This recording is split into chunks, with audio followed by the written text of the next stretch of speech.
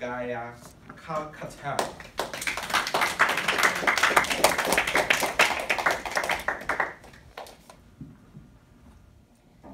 Every Wednesday night, we gather in here religiously, apparently for as far back as 25 years, to improve our public speaking and communication skills. Because, let's face it, communication is everything, right? It's through communication that we create connections with each other and we create relationships. It's through communication that we transform thoughts into ideas and breathe life into them. And it's through communication that we create our entire world around us. Right? Mr. Toastmaster, fellow chatterboxers, and most welcome guests. What if it was in fact in silence that we could find all the answers? Allow me to explain. At the beginning of April this year, I returned to Fort Lauderdale at 7 o'clock in the morning from an incredible trip to Brazil that was filled with laughter, excitement, meeting new people, connections, music, laughter. It was absolutely amazing. And so I got back to Fort Lauderdale and had just enough time to repack a bag, do some laundry, and by 6 o'clock the next morning, I had left for Georgia in a car with 3 other people on my way to a 10-day silent meditation. Now, honestly, I hadn't given it too much thought when I signed up. I signed up months before, and I signed up to just about everything, so. But now, with 6 hours of car ride ahead of me, I had plenty of time to think about it. And all of a sudden, things started to get quite real. And I thought, wait, 10 days of silent meditation? The heck was I thinking? I don't even like meditating. Why was I in this car? And so before I turned the whole thing into a panic, I decided to just join the joking and the laughter that was in the car and to distract myself. And it seemed like we were just trying to speak as much as possible before it was completely forbidden for the next 10 days. And so finally we arrived at the location, which was down an endless dirt road and into the forests in the middle of Georgia. And something inside of me started to panic because I took a look around and there was no opportunity for an Uber ride to escape out of this place. So we walked into the meditation hall and the first thing they handed us was a consent form to sign, basically saying that you wouldn't escape. So I took it, signed it, and then they handed us the schedule.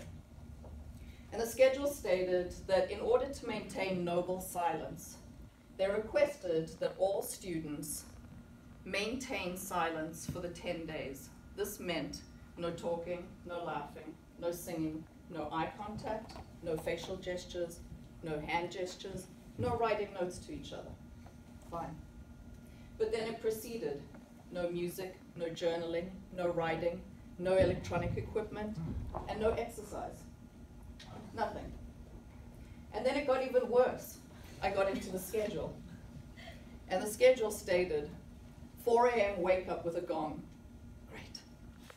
By 4:30 a.m. we were to meet for the first group meditation in the hall.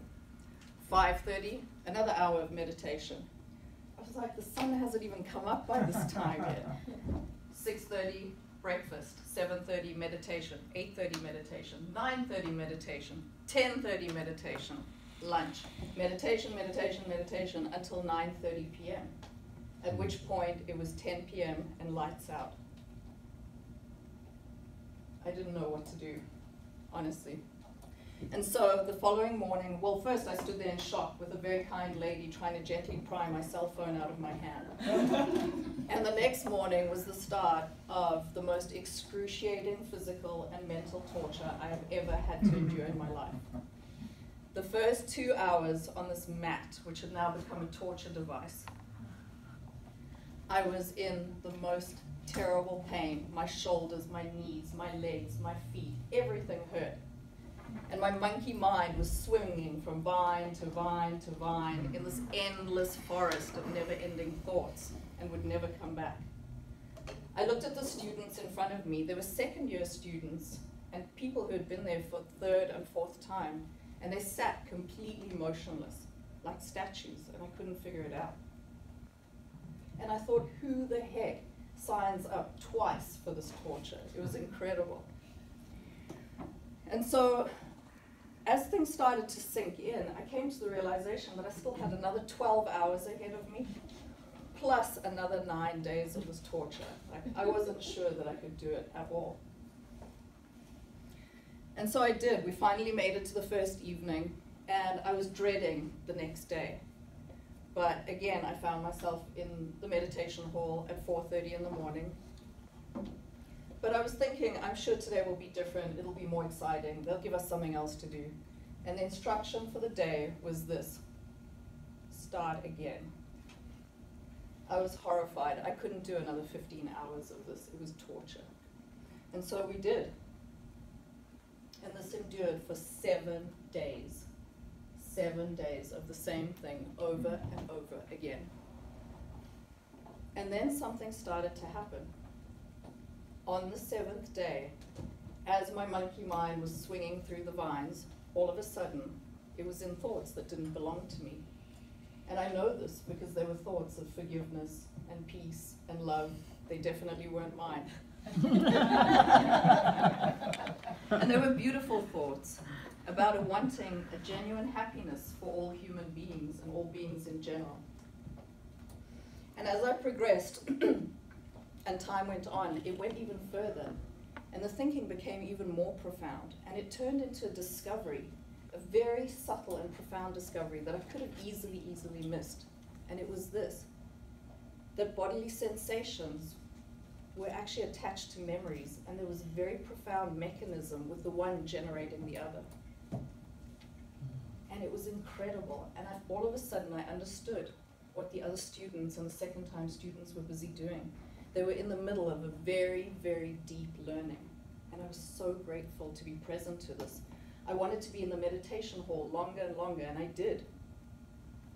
And so by the time we got to the 10th day, and they said, Noble Silence will be ending today, I didn't want it to end.